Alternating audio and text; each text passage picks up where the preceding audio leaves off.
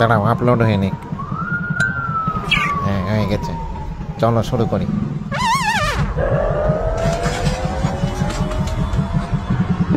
একটা ভিডিওর শুরুতেই যদি এই অবস্থা থাকে তাহলে তো বুঝতেই পারছো যে ভিতরে আর কি কি হতে পারে।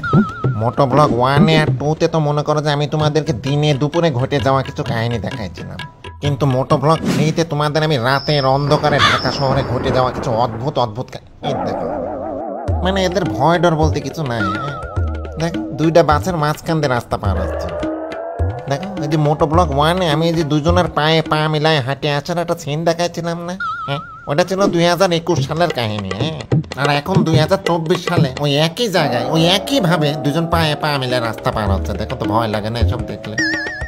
যাক, তারপরেও এটা বাংলাদেশ, এটা ভাবে পরের দিন নিজেকে সান্ত্বনা দিয়ে আমি আবার মাঠে নেমে গেলাম। কারণ বাংলাদেশে বাইক চালাতে গেলে তো মনে করো যে সব কিছুর জন্য প্রস্তুত থাকা লাগে, বুঝতে পারলে? কিন্তু তাই বলে যে হঠাৎ করে আমার বাইকে কান্নাকার পলিথিন উড়ে চলে আসবে, হ্যাঁ, এই পলিথিনের জন্য আমি জীবনে প্রস্তুত ছিলাম না, বিশ্বাস করো। আচ্ছা, এবার এই সিনটা দেখো, ময়লা টানা গাড়ি কিন্তু। হ্যাঁ, বাহ, সুন্দর। ও রাস্তার পাশেতে ময়লা তুলে আইনি ও ময়লা আবার রাস্তায় ছিটায় বেড়াচ্ছে। দেখো, মানে ঢাকা শহরে বাইক চালাতে গেলে মাঝে মাঝে এমন এমন ঘটনা তোমার চোখের সামনে ঘটে যাবে। হ্যাঁ,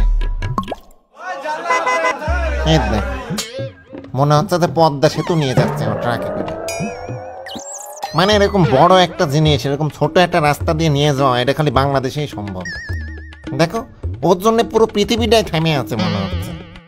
আর বাদ দাও, বাংলাদেশ, এটা বাংলাদেশ, খালি দেখবা আর ভুলে যাবা। হ্যাঁ, মনে রাখলেই বিপদ। হ্যাঁ, সাবাস, মই নিয়ে রাস্তা পার হচ্ছে। দেখো, খেলা বঙ্গবন্ধু স্যাটেলাইটে উঠতে যাচ্ছে মনে হয়। এমনিতেই ঢাকা শহরে বাইক চালাতে গেলে মাথা ঠিক রাখাটা এটা বিশাল বড় একটা চ্যালেঞ্জিং একটা ব্যাপার। হ্যাঁ, এটা শুধুমাত্র বাইকাররাই বোঝে। এদের আরে কতজনে, আরে থাম, রাস্তা পার হতে আছে মনে হচ্ছে বাসার পাশেতে পাড়া প্রতিবেশীকে ডেকে নিয়ে এসেছে, চল সবাই একসঙ্গে যায় রাস্তা পার হয়ে আসে। আরে এতে হেভি মিজাজ খারাপ লাগে গো। আর খেয়াল করে দেখবা, তোমার ইমার্জেন্সি কোনো একটা জায়গায় তাড়াতাড়ি পৌঁছানো লাগবে, ঠিক ওই সময় দেখবা যে সামনে এসব কাহিনী বেশি বেশি হয়, আর তখন মিজাজটা আরো খারাপ হয়ে যায়। হ্যাঁ, দেখো, দেখেছো তো?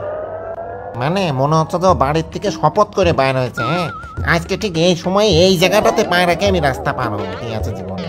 আরে ঢাকা শহরে কিছু পথচারী আছে, হ্যাঁ, দেখবা যে হন হন করে তোমার বাইকের দিকে আগায় আসছে। আর এদের আসার স্টাইলটা কিছুটা এরকম থাকে, হ্যাঁ, যে তুমি ওই টাইমে ব্রেক মারলে সে তোমার বাইকে উঠে পড়তে পারে। কিন্তু আমরা বাইকাররা যতই ভুং ভাং বাইক চালাই বেড়াই না কেন, ব্রেক আমাদের মারাই লাগে, কারণ বাংলাদেশের বাস যেখানে সেখানে রাস্তাঘাটে থেমে যেতে পারে। কিন্তু এই বাসটা থামেছে কিসের জন্য জানো? এই দেখো, তোমার কাছে মনে হতে পারে যে ও আসলে একটা রিক্সা আনা, কিন্তু আসলে ও কি জানো? নবাব সিরাজউদ্দৌলা। আর রাস্তাঘাটে এরকম নবাবের বাংলাদেশে কিন্তু কোনো অভাব নাই। আবার এসব নবাবের কারণে যদি তোমার কোনো অ্যাক্সিডেন্টও হয়ে যায়, তখন এদের কোনো জবাবও দিতে পারবা না। উল্টো দেখবে যে রাস্তার মানুষজন তোমাকে বলে উঠছে যে থামুন, দোষ পুরোটাই আপনার, কারণ আপনি একজন বাইকার। সুতরাং এসব ফালতু আর অযৌক্তিক ঝগড়াঝাটির ভিতরে না যায় তোমার নিজের বাইকের ব্রেকিংটাই আমার মতো একেবারে স্মুথ করে ফেলো। আর এরকম স্মুথ ব্রেকিং এর জন্য যদি অরিজিনাল আরসিবির প্রোডাক্ট ইনস্টল করতে চাও, তাহলে সোজা চলে যাবা ইমোটো বাজার। আরে ইমোটো বাজার এমন একটা জায়গা, বিশ্বাস করো, মানে যে কোনো বাইকার এখানে গেলে এখানে মাথা টাথা পুরো পাগল হয়ে যাবে। আর পাগল হবে না কিসের জন্য? মনে করো যে বাইকের সেফটি গিয়ার্স থেকে শুরু করে একেবারে ফাংশনাল জিনিসপত্র, তারপর অরিজিনাল আরসিবির প্রোডাক্ট, এসব দেখলে মনে হবে যে গার্লফ্রেন্ডের সঙ্গে ব্রেকআপ করে বাইকে আরসিবির প্রোডাক্ট লাগে। আর শুধু ব্রেকআপ না, ব্রেকিং এর জন্য মনে করো যে আরসিবির অরিজিনাল প্রোডাক্ট যদি পেতে চাও, তাহলে আমি ডেসক্রিপশনে অ্যাড্রেস দিয়ে দিচ্ছি, একেবারে ঠাস করে চলে যাবা ইমোটো বাজার।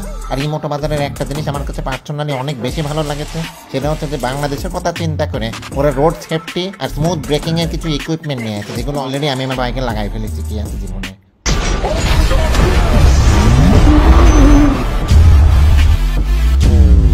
বাংলাদেশের পরিপ্রেক্ষিতে আমার কাছে মনে হয় যে একটা বাইকে যত তাড়াতাড়ি স্পিড উঠুক না কেন, সেটা কত তাড়াতাড়ি থামানো সম্ভব সেটাতে বেশি গুরুত্ব দেওয়া উচিত, কারণ এটা বাংলাদেশ। শেষ, এক কথায় শেষ।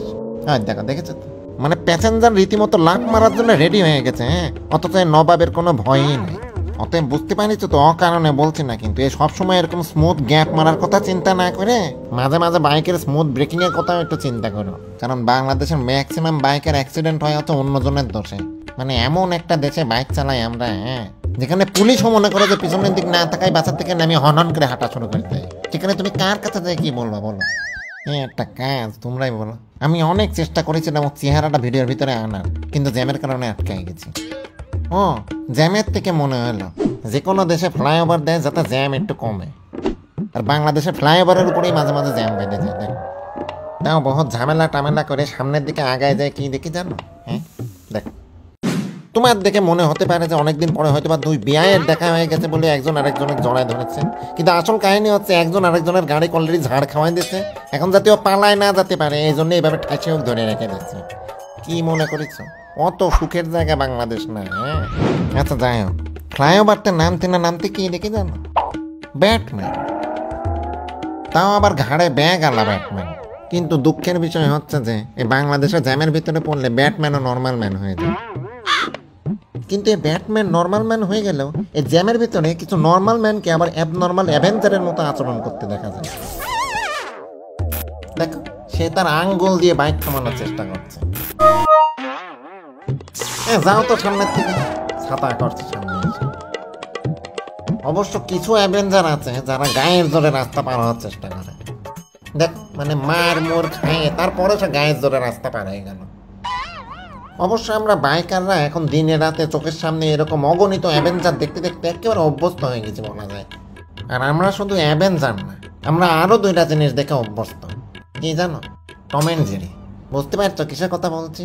হ্যাঁ আরে বাস আর সিএনজি। দেখো এই সিনটা দেখো তাহলে বুঝতে পারবা। আমি প্রথমে দেখে মনে করেছি যে মনে হয় কোনো অ্যাক্সিডেন্ট হয়েছে, পরে বুঝতে পারলাম যে কাহিনীটা কি। এই সিএনজিটা কি যেন একটা অকাম করে জেরির মতো পালাই যাওয়ার চেষ্টা করছে, কিন্তু টমের মতো করে এই বাসটাও আটকে রেখে দিচ্ছে। দেখো ও যেতেই দিচ্ছে না। ঠিক এই সময় যে রাস্তার লুঙ্গি পরা এক মাতব্বার এদিকে আগানো শুরু করলো, যে কাহিনী সম্পর্কে কিছুই জানে না, একেবারে যে সস্তা ইনস্টাগ্রাম ইনফ্লুয়েন্সারদের মতো ড্রেস আপ করে সে মীমাংসা করতে যাচ্ছে। দেখো মানে হঠাৎ করে সে নিজেকে এখন সমন্বয়ক ভাবা শুরু করেছে। কিছুক্ষণ পর সিএনজির প্যাসেঞ্জাররাই ওর উপর বিরক্ত হয়ে সিএনজি ছেড়ে দিয়ে চলে আসছে। দেখো এরপরও মেয়েরা সবসময় বলে যে ছেলেরাই নাকি মেয়েদেরকে বিপদে ফেলে রেখে চলে যায়, কিন্তু এখানে কাহিনীটা দেখেছো? হ্যাঁ মেয়েরাই কিন্তু সিএনজি আলাদা বিপদে ফেলে রেখে চলে আসলো, কিন্তু এর জন্য দায়ী কে জানো? ওই লুঙ্গি পরা ওই বেয়াদব। রাস্তাঘাটে লুঙ্গি পরা লোকজনদের না একটা সমস্যা আছে। দেখো ও কিন্তু আমি হর্ন দিচ্ছি, এরপরেও সে তার নিজের গতিতে লুঙ্গি চাকায় ধরে বাতাস লাগাতে লাগাতে আরামসে হেঁটে যাচ্ছে। রাস্তাঘাটে লুঙ্গি পরার লোকজন দেখবা যে কখনোই কারোর কথা শোনে না। হ্যাঁ একদম 4B রাইডারদের মতো। এই 4B রাইডারদের একটা জিনিস খুব ভালো করে খেয়াল করে দেখবে। হ্যাঁ এই যে এই লোক যেরকম হতছাড়ার মতো রাস্তা পার হচ্ছে না, এরকম 4B রাইডাররাও মাঝে মাঝে এরকম ভুমা ছিঁড়া টান মান মারে দেখবে কোথার থেকে কোথায় চলে গেছে। কিন্তু একটা জিনিস খেয়াল করে দেখো, তোর বাইকের নাম্বার প্লেটে নো স্মোকিং এর লোগো দেয়া। যাক এই ফার্স্ট কোনো 4B রাইডার কোনো একটা ভিডিওতে এসে ভালো একটা মেসেজ দিয়েছে যে ধূমপান আসলে স্বাস্থ্যের জন্য অনেক ক্ষতিকর, সৌজন্যে 4B রাইডার ওরফে খাড়াটা। কিন্তু সত্যি কথা বলতে সিগারেটের পাশাপাশি এই ঢাকা শহরের বাসের এই কালো ধোঁয়াও কিন্তু শরীরের জন্য অনেক ক্ষতিকর। আমার তো মাঝে মাঝে মনে হয় যে আমি আসলে ধোঁয়া না, সাজেকের মেঘের উপর দিয়ে বাইক চালাই। পরিবেশ কিভাবে ঠিক থাকবে বলো?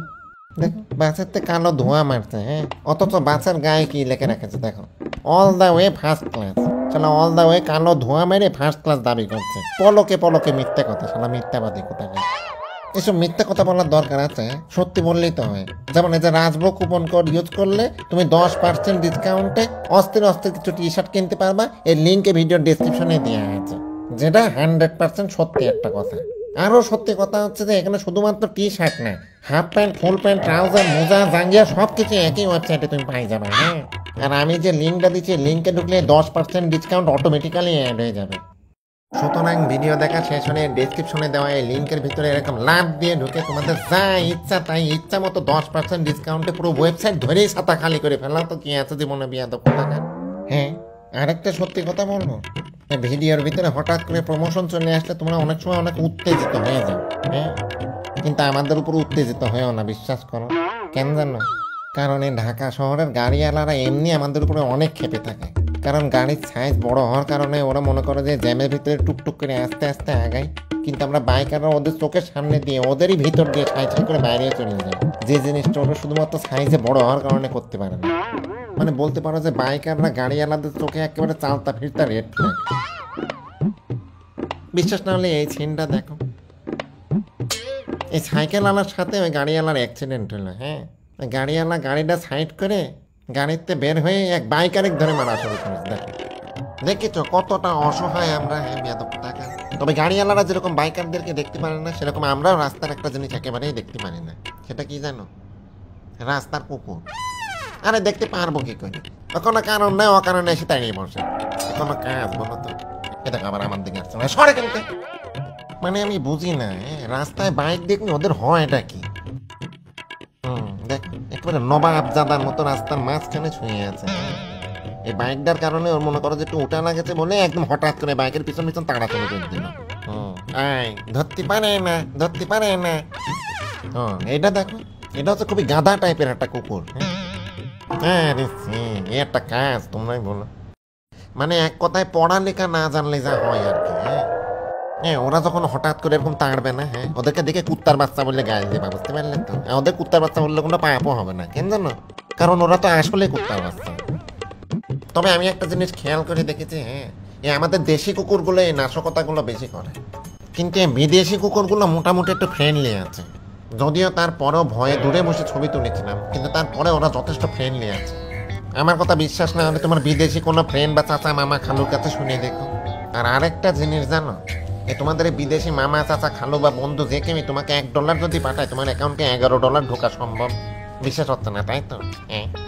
ট্যাপ ট্যাপ সেন্ডে রাজ কুপন কোডটা ইউজ করলে প্রথমবার টাকা পাঠানোর ক্ষেত্রে $10 বোনাস দেবে, বুঝতে পারলে তো? সুতরাং এখনই তোমার মামা চাচা খালু ঠিক এইভাবে নক দিয়ে যায়, বলো যে বিদেশের থেকে ওইসব সাবান শ্যাম্পু না পাঠায় ট্যাপ ট্যাপ সেন্ডে টাকা পাঠাতে। এরপরেও দেখবে যে তারা ওই সাবান শ্যাম্পুই পাঠাতে চাবে, কিন্তু খবরদার ভুল করেও রাজি হবে না, কারণ $1 পাঠালে $11 ঢোকার অফার কিন্তু কোনোভাবেই মিস করা যাবে না। আর তার উপর দিয়ে ট্যাপ ট্যাপ সেন্ডে টাকা পাঠালে 2.5% পর্যন্ত গভর্নমেন্ট ইনসেন্টিভ দেয়। আর এই বিদেশি মামা চাচা খালুর কাছে টাকা নিয়ে কি করবা জানো? হ্যাঁ, ওই টাকা দিয়ে এই মোটো বাজারে যায় তোমার বাইকের জন্য অরিজিনাল RCB'র পার্টস দিয়ে তোমার বাইকটাকে আপগ্রেড করবা, আরো স্ট্রং বানাবা। দেখেছো তো, তোমাদের টাকার ব্যবস্থা আমি করে দিচ্ছি। এরপরেও দেয় তোমরা সবসময় বলবা যে আমি খালি প্রমোশনই করি বেড়া, কিন্তু আমি কি খালি প্রমোশনই করি নাকি? হ্যাঁ, আমি তো তোমাদের ডিসকাউন্টের ব্যবস্থাও করে দিই, তাই না? কিন্তু তোমাদেরকে আমি ডিসকাউন্ট দিলেও এই মোটো ব্লগ চলাকালীন অবস্থায় কেউ যদি আমার সামনে এসে কোনো অকাম ঘটায় ফেলে, তার জন্য কিন্তু 1% কোনো ডিসকাউন্ট নাই। হ্যাঁ, আমার বাইকের সামনে এসে উল্টো পাল্টা কিছু করলে সে তুমি যেই হও না কেন, আমি ভিডিও কিন্তু আপলোড করে দেবো। হ্যাঁ, কিচ্ছু করতে পারবা না, কারণ দেশের নাগরিক হিসাবে হলেও আমাদের সবার আসলে রাস্তাঘাটে একটু সচেতন হওয়া উচিত। আর এটা মনে হয় আমাদের সবার জন্যই অনেক ভালো। আর তোমাদের সবার উদ্দেশ্যে একটা কথা বলি, হ্যাঁ, জিনিসটা একটু প্র্যাকটিক্যালি চিন্তা করে দেখো। এই বাইকের তেলের মিটার দেখে না তাও ধরো বোঝা যায় যে বাইকটা কত দূর যাবে। হ্যাঁ, কিন্তু আমরা কেউই কিন্তু দাবি দিয়ে বলতে পারবো না যে আমরা কতদিন বেঁচে থাকবো। হ্যাঁ, সুতরাং সময় থাকতে থাকতে দিনে 1 ওয়াক্ত হলেও নামাজ পড়া শুরু করো। জানি ভালো কথা বলছি, এখন মনে আর ভালো লাগছে না, কিন্তু বিষয়টা একবার প্র্যাকটিক্যালি চিন্তা করে দেখো, ওইটাই সত্যি। নিজের জন্য দোয়া করো, পাশাপাশি আমার জন্য দোয়া করো যেন আমি ঠিক টাইমে ভিডিওগুলো আপলোড করতে পারি। কারণ তোমাদেরকে বিনোদন দেওয়ার জন্য মনে করো যে আমি আরেকটা বাইক নিয়েছি। আর এই বাইকের নাম হচ্ছে যে হার্ডকোর। আর এই বাইকের কাহিনী মোটো ব্লগ 4-এ দেখানো হবে।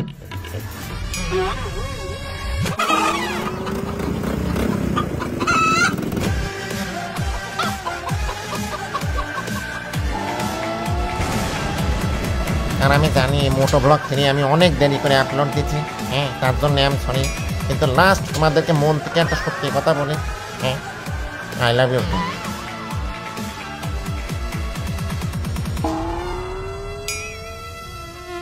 কি মৌমাছি কোথাতে আসলে কেন? আরে সে আমার লুঙ্গির ভিতর ঢুকে গেল, দেখো তো।